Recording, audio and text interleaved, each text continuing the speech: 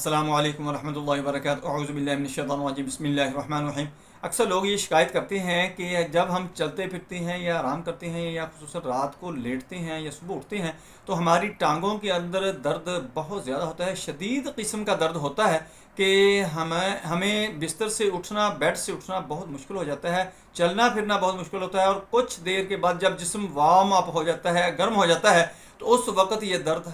ख़त्म होता है या कम होता है। दोस्तों, ये मैं आपको पूरी डिटेल से बताऊंगा ये क्यों होता है, इसका इलाज कैसे किया जा सकता है, आप क्या चीज़ खाएं कि आपके घर के अंदर ही वो चीज़ हो कि आप बिल्कुल ठीक हो जाएं। दोस्तों, पूरी वीडियो आप तवज्जो से सुने, तवज्जो से देखें, इसको समझने की कोशिश करें, आपको बहुत ज़्यादा फायदा होगा। मैं हूं डॉक्टर हफ्स अब्दुल सत्तार अंजम, आप देख रहे हैं यूट्यूब चैनल। मेरा आज का जो मौजू है वो है टांगों में दर्द रहना, टांगों के दर्द का इलाज, टांगों के दर्द का देसी इलाज, घरेलू इलाज कैसे किया जा सकता है। दोस्तों, हमारे जिस्म के अंदर कहीं भी दर्द हो,